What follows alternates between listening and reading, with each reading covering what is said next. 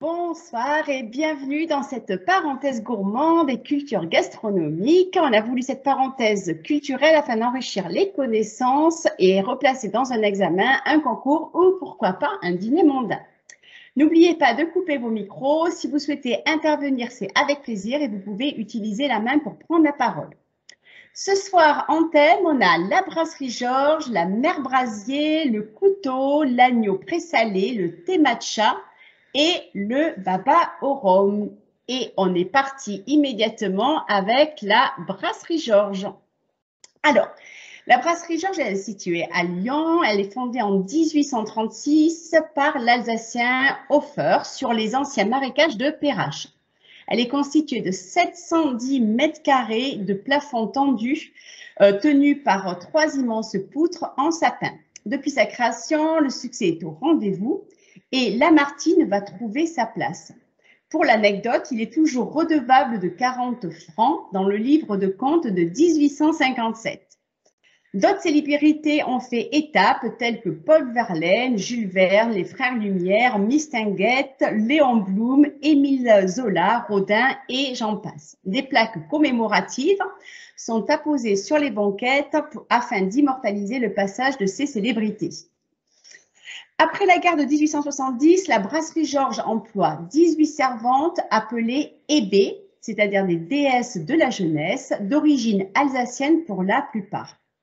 En 1879, la brasserie Georges et la brasserie Rinck sont, avec Antoine Lumière, les premiers de la ville de Lyon à faire fonctionner leur établissement à l'électricité. La salle de restaurant est habillée de marbre, le carrelage est disposé en fausse mosaïque avec des motifs géométriques art déco. Au-dessus d'une glace murale est inscrite la fameuse devise de la maison, bonne bière et bonne chair depuis 1836. En 1942 et 1944, la brasserie Georges est réquisitionnée. Les forces occupantes en font un Soldatenheim, sorte de lieu de détente pour les soldats allemands. 2 records du monde pour la brasserie Georges, celui de la plus grosse choucroute. Le 21 novembre 1986, cette choucroute s'est faite dans la salle de restaurant où 2000 invités l'ont dégustée. Pour info, le plat faisait une demi-tonne avec un plat fait pour l'occasion de 8 mètres de long pour 1,20 m de large. La deuxième, c'est 10 ans plus tard, le record du monde de la plus grosse omelette norvégienne. La fabrication s'est déroulée sous les yeux du public en 30 minutes environ. Une rampe de gaz montée sur roulette a bruni l'omelette qui a été flambée en dernière minute pour être dégustée par la 3000 invités. Pour info, l'omelette était composée de 1368 œufs, 98 kg de sucre, 175 kg de glace vanille et 5 litres de Grand Marnier pour flamber cette omelette. Sa longueur totale était de 34 mètres pour un poids de 380 kg. Voilà, énorme. Alors, on continue avec la mère Brasier. Alors, la mère Brasier, toujours à Lyon, surnommée la mère Brasier, c'est Eugénie Brasier, qui est une chef cuisinière française, Eugénie Brasier, qui est née en 1895 dans l'Ain et qui est décédée en 1977 près de Lyon. Elle est fondatrice du restaurant La Mère Brasier. C'est une des mères emblématiques des bouchons lyonnais. Elle fait partie de la première promotion de chef à obtenir 3 étoiles au guide Michelin en 1933. On l'avait déjà vu dans le parenthèse sur le guide Michelin. 2 fois 3 étoiles pour ces 2 restaurants de Lyon et du col de la Luère à Piolonnet. Cela fait d'elle la première femme à obtenir 3 étoiles au guide Michelin, en même temps que Marie Bourgeois, suivie par Marguerite Bise en 1951 et bien sûr la fameuse Anne-Sophie Pic en 2007. Au XIXe siècle et au début du XXe, beaucoup de restaurants de Lyon étaient tenus par des femmes qui étaient surnommées les mères. Employée dans une famille bourgeoise comme nourrice, elle devient chargée de la cuisine lorsque la cuisinière attitrée tombe malade. En 1915, âgée de 20 ans, elle se fait embaucher à la fin de la Première Guerre mondiale chez la mère Fillou à Lyon, où elle fait son apprentissage. Puis, elle fait un passage à la brasserie du Dragon de Lyon, où elle se fait une solide réputation. Alors, les mets célèbres de la mer Brasier, ça va être fond d'artichaut au foie gras, quenelle, langouste belle aurore, terrine, gratin de macaroni, volaille demi-deuil que vous pouvez voir là sur la diapo, galette et chabraninoff. C'est un dessert à base de pommes confites et flambées que vous pouvez voir aussi sur la diapo. Et on poursuit avec le couteau, célèbre couteau. Donc, les premiers couteaux sont faits de pierre et de silex, vous le savez tous, ils sont datés d'il y a environ 25 000 ans. Ils étaient parfois en os. À cette époque, le couteau sert aussi bien d'outil que d'arme et dès l'âge de bronze, les couteaux sont faits en métal et sont pour la première fois munis d'une poignée.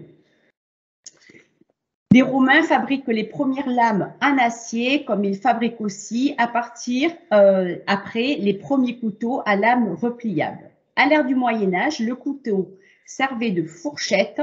Les personnes s'en servaient pour emmener les aliments à leur bouche grâce à leur bout très pointu. Plus tard, ils ont été ornés de manches précieux car la superstition disait que ces derniers les protégeaient contre toute tentative d'empoisonnement. Ils étaient à l'époque très personnels, chacun avait le sien qu'il portait à sa ceinture. Avec l'apparition de la fourchette, ils n'ont eu pour but que de couper les aliments, notamment avec l'apparition du couteau à viande au cours du XVIIe siècle. Ce n'est seulement qu'à partir du XIXe que les couteaux se sont intégrés dans les maisons en plusieurs exemplaires, moins précieux évidemment, afin que les invités n'apportent plus leurs propres outils. Ils ont donc cessé de les porter toujours sur eux.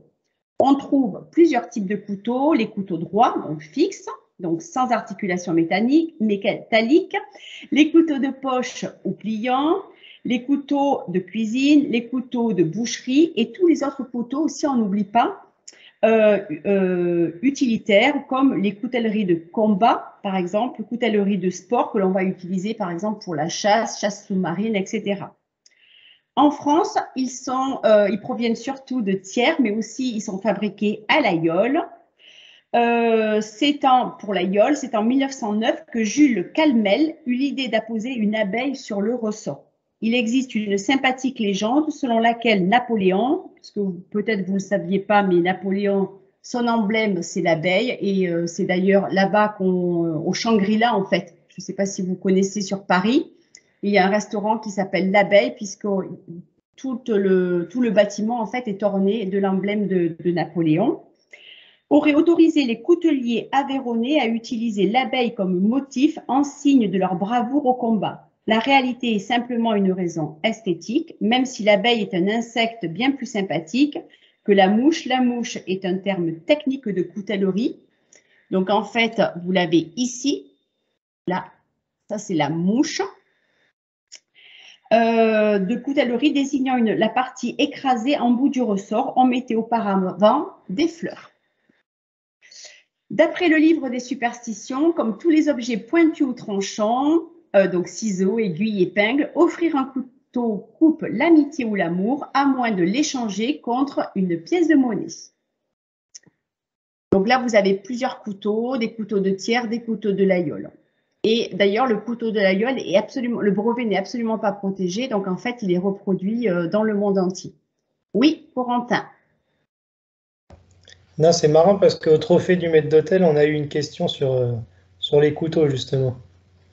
Ah oui, tu peux nous rappeler laquelle, ça serait intéressant qu'on le sache, vas-y. La question était, parce que c'était une question histoire, je crois, et la question était qui a fait que les couteaux sont apparus à bout rond et plus à bout pointu? Ouh là là, d'accord. Tu connais la réponse ou pas? Est-ce que quelqu'un a la réponse? Pardon? Est-ce que quelqu'un a la réponse?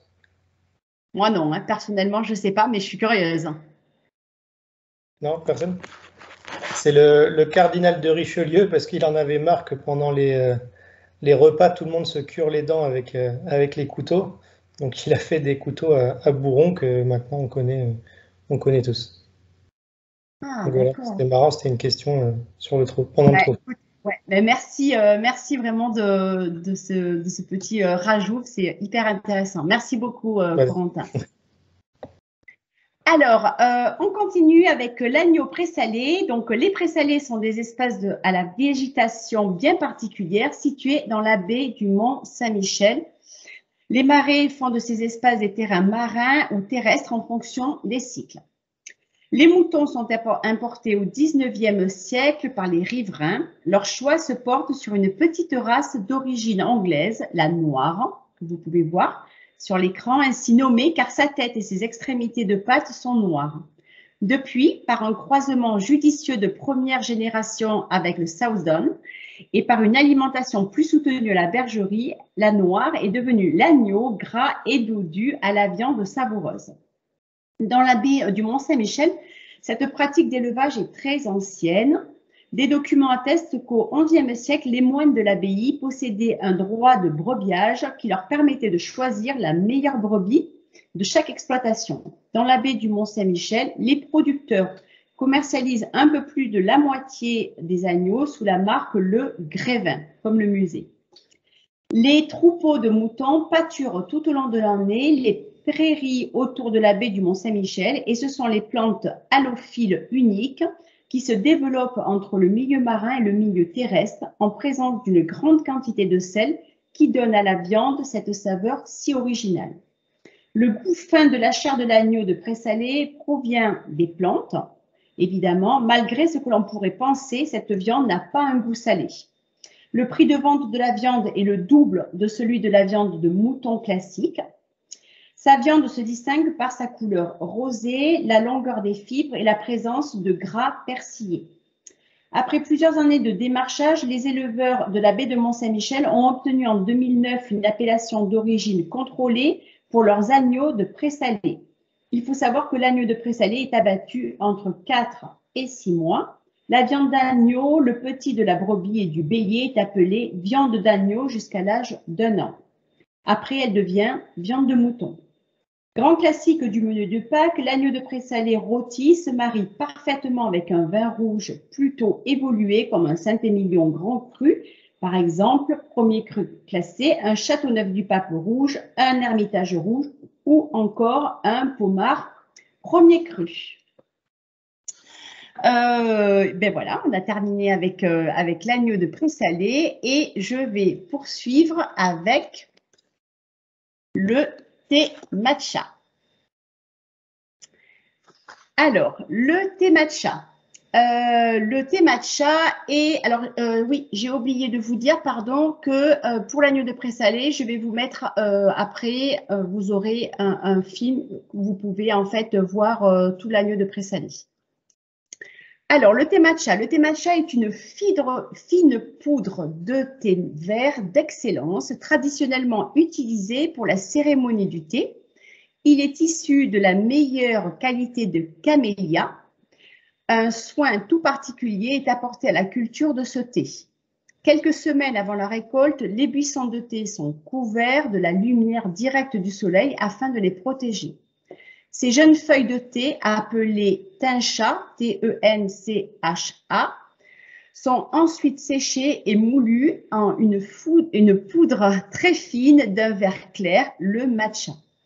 La saveur du thé vert matcha est particulier, très riche en bouche. Il n'a pas seulement la teinte de l'herbe, il en a aussi le goût. Cette boisson ne fait donc pas toujours l'unanimité et c'est vrai que certains en raffolent et d'autres la trouvent peu agréable. En réalité, le thé matcha est plus qu'un thé. C'est un super aliment. Il a d'ailleurs longtemps été considéré par les samouraïs comme un médicament. Outre la théine, tous les thés renferment beaucoup d'autres substances bénéfiques, des huiles essentielles, des tanins, des enzymes et des composés phénoliques.